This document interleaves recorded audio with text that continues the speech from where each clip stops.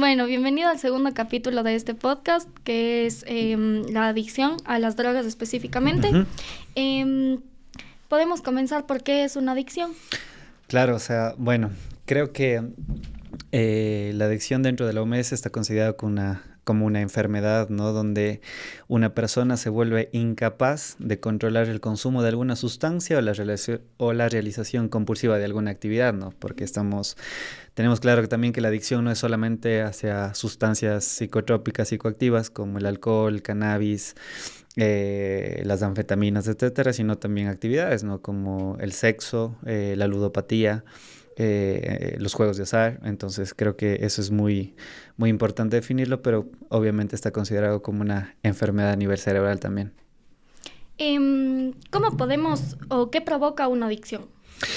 Bueno, es una pregunta muy amplia, a la par que interesante, porque hay que tener claro que son varios los factores que pueden jugar un papel muy importante ante el desarrollo de una adicción, ¿no? Factores genéticos, biológicos, los factores sociales. Porque, por ejemplo, tú genéticamente puedes estar propensa a desarrollar una adicción, pero si no tienes el contacto con una sustancia o el consumo prolongado de la misma, pues no vas a desarrollar una adicción. Ahora, el contexto social también es muy importante, ¿no? Porque a la final hay un experimento muy interesante que no se me viene el nombre a la cabeza en este momento, pero es de una psicóloga realizó una experimentación con ratas en las cuales un grupo estaba en condiciones muy favorables y las otras pues en condiciones miserables. ¿Quiénes fueron más propensas a desarrollar una adicción? Pues las personas que viven en contexto miserable, en este caso las ratas, ¿no? Y es algo muy interesante eso porque yo cuando estuve internado en una clínica de rehabilitación a mí me parecía un poco extraño que mucha gente, después del 1 o 2 meses que yo estaba ahí, gente que iba saliendo, ¿no? Volvía. Y yo me preguntaba, ¿qué pasa? A mí me daba miedo, literal, o sea, decía yo, porque estar encerrado, pasar por lo mismo del proceso de adicción, es algo que sí te asusta a nivel personal. Y me di cuenta, mucha gente decía que es porque la persona no practica el programa de Narcóticos Anónimos o Alcohólicos Anónimos para mantenerse en pie, que tiene que asistir a las reuniones. Y entonces yo decía, ok, pero debe haber algo más. Siempre me quedó esa espinita. Y cuando ya sales, y bueno, yo salí, acabé mi carrera, es importantísimo vincular también al contexto cultural y social de una persona para el desarrollo de una enfermedad, en este caso la adicción. Entonces yo descubría que la gente que salía mayoritariamente de la costa volvía a sus mismas condiciones materiales, ¿no? Donde todo se desarrollaba para que esa persona mantenga esa adicción. Entonces, si tú le das de alta a una persona de un centro de rehabilitación y esa persona vuelve, en este caso a Guayaquil, donde no tiene un trabajo, no tiene una familia y lo único que le queda es la calle, no le vas a pedir que no recaiga, porque esa persona quizá le salga mucho más económico comprarse un pase de H que consumen allá que buscarse la vida para tener sus 3 comidas día a día. Entonces es mucho más barato, compras $1 y pasas eh, no sé, atontado o drogado todo el día, entonces no te preocupas en otras cosas, ¿no? Pero en este caso ya no es la persona, sino es el factor sociocultural en el que esta persona vive. Pero obviamente, como te digo, hay factores genéticos, biológicos, en los cuales también se puede ver qué capacidad o qué probabilidad tienes de desarrollar una adicción. ¿Crees que, diciendo así como informalmente, jala más el ambiente que tu propia voluntad al ya no querer o al Claro. querer tener A ver, una eso vida pucha, estable? vas a entrar en un tema súper interesante y qué bacán que sea así porque, a ver, nosotros somos seres sociales, o sea, eso no hay que olvidarlo y lamentablemente estamos viviendo en una época donde el individualismo se está premiando y es una trampa, porque es, estamos en esta época del tú puedes solo y no dependas de nadie y todo eso, y no, dependemos de la gente, dependemos de las personas que están a nuestro alrededor. Por ejemplo, tú estás desarrollando tu carrera en un contexto donde hay más gente, donde necesitas profesores. No, David, yo quiero ser autodidacta. Ok, ¿cómo? Ver videos en YouTube. Alma de Dios, para ver un video de YouTube es hecho por otra persona. Entonces, creo que eso es muy importante. Entonces, el peso social y cultural es muy grande.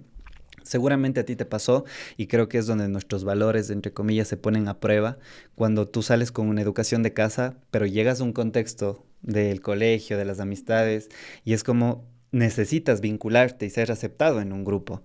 Entonces, a veces renuncias a esos valores de casa y comienzas a hacer cosas que en casa no veías. Entonces, como tú dices, y me parece apropiada la palabra de jala más, obvio, el contexto cultural. Por eso una de las no reglas, pero sí normas que utilizan los grupos de alcohólicos anónimos o narcóticos anónimos es no viejos lugares, no viejas amistades, porque es también un factor mantenedor o puede ser convertirse en un factor desencadenante de una adicción. Pasando a otro tema, ¿qué pasa a nivel neurológico en el cerebro cuando una persona consume por mucho tiempo? Uh-huh. A ver, pasan un montón de cosas. O sea, por ejemplo, lo primero es la pérdida de control sobre tus decisiones. O sea, yo algo que sí estoy de acuerdo es en el proceso de desintoxicación que tiene que vivir una persona para liberarse de la sustancia, ¿no? Entonces, en este caso, el internamiento, pues, es una opción. Ahora, luego de eso, pues, ya es un proceso psicoterapéutico individual, etcétera. Pero esta toma de decisiones es lo primero que se ve afectado. También luego hay una parte, evidentemente, de la neuroplasticidad. El cerebro cambia sus circuitos neuronales, entonces todo nuestro sistema, pues, se altera. El circuito de recompensa, por ejemplo, o sea, como tú ya estás ejerciendo o más bien estás introduciendo en tu cuerpo una sustancia que libera dopamina a niveles increíbles, sea cual sea la droga, entonces vas a recurrir a esa gratificación instantánea que mucho se habla hoy en día, ¿no es cierto? Porque es más rápido. Es mucho más rápido que irte al gimnasio, hacer deporte o generar vínculos sociales, es mucho más rápido. Entonces, como el cerebro ya no lo produce de manera natural, entonces eso se desajusta y comienzas cada vez a depender más de esa sustancia para lograr el mismo efecto. Y por eso muchas de las veces se pasa de una droga a otra, porque quieres lograr ese mismo efecto de euforia, de dopamina, de liberación de endorfinas, etcétera, que ya no lo logras porque todo este circuito está dañado. Así también puede haber fallas en el aprendizaje y es algo que a mí o la memoria a corto, largo y mediano plazo, y es algo que yo lo puedo decir en experiencia propia, cuando a veces hay amigos o me dicen que, oye, ¿te acuerdas cuando pasó en esa época? Literal, no me acuerdo. ¿Y por qué? Porque obviamente yo consumía marihuana, entonces eso te afecta y ya cuando te das cuenta de, wow, sí, o sea, ya lo vives, es otra cosa, es ya en cabeza propia es ya un poco más difícil sobrellevar la información que está en el mundo, en redes sociales, porque dices, wow, sí, sí pasa. O sea, pasa. De que no pasa nada, no, es mentira. Siempre hay un costo detrás de cada decisión. ¿Una persona que consume marihuana se puede quedar ahí o sí te abre la puerta a absolutamente otras drogas? Depende. Como todos los psicólogos quizá te digan, depende, ¿no? Porque, vuelvo y repito, depende de varios factores, la predisposición, por ejemplo, a mí el alcohol nunca me gustó, el efecto del alcohol, ¿me explico? Entonces yo creo que ya todas las personas, bueno, en su gran mayoría pueden tener una droga de preferencia, ¿no? En mi caso era la marihuana. El alcohol literal no me gustaba, aparte que el sabor era feo, entonces a mí la sensación no me gustaba. Ahora, ¿eso quiere decir que a nadie le puede gustar el alcohol? No. Hay personas que prueban la marihuana y dicen, no, no me gusta el efecto, me siento como adormilado, con hambre, con sueño, entonces no. Hay otras personas que prefieren la cocaína, entonces, y yo creo que va a depender mucho del contacto que tengas con la sustancia y también las preferencias individuales, ¿no? Pero sí, es cierto que como te dije anteriormente, quizá cuando ya no logras tener ese mismo nivel de euforia o ese mismo nivel de bienestar consumiendo una sola sustancia, lo más probable es que te abra puertas a otro tipo de sustancias, evidentemente, o mezclarlas. Uh-huh. ¿Cuándo se considera una adicción? Son varios factores, hay que recordar que tienen el uso, el abuso y la dependencia, entonces podemos decir que cuando una persona está usando la droga es cuando no ejerce control sobre su vida y esa persona lo utiliza esporádicamente, ¿no? Ya cuando hay un abuso, queremos decir que medianamente se está viendo afectado en su vida, en su día a día, ¿no? Su salud, sus actividades cotidianas, etcétera. Y ya una dependencia es cuando tú anulas completamente tu juicio y no piensas en otra cosa más que el consumo. Como dicen en las clínicas, consumes para vivir y vives para consumir. Entonces yo creo que es mucho los factores conductuales porque a nivel cerebral no se ve. no lo puedes lograr ver. Entonces, la mayor evidencia que tenemos es la conducta de la persona, y por eso la psicología se debe basar en evidencia científica por los hechos, no por las opiniones. Entonces, si esa persona está dejando sus actividades que antes realizaba con normalidad, entre comillas, o como una rutina, como su trabajo, su pareja, sus amigos, y está empezando a descuidar eso, necesariamente hay un problema ya de adicción. ¿La adicción se considera una enfermedad?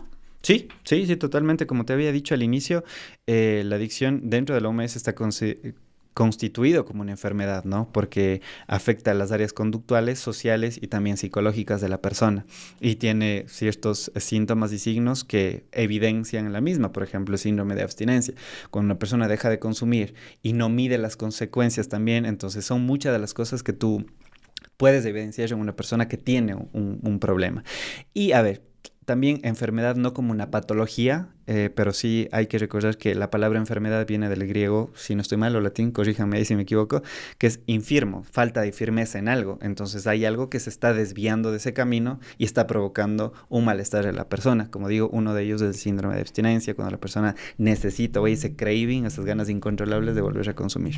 Una persona desde afuera, por ejemplo, puede estar en un círculo de adictos, digamos, y no consumir.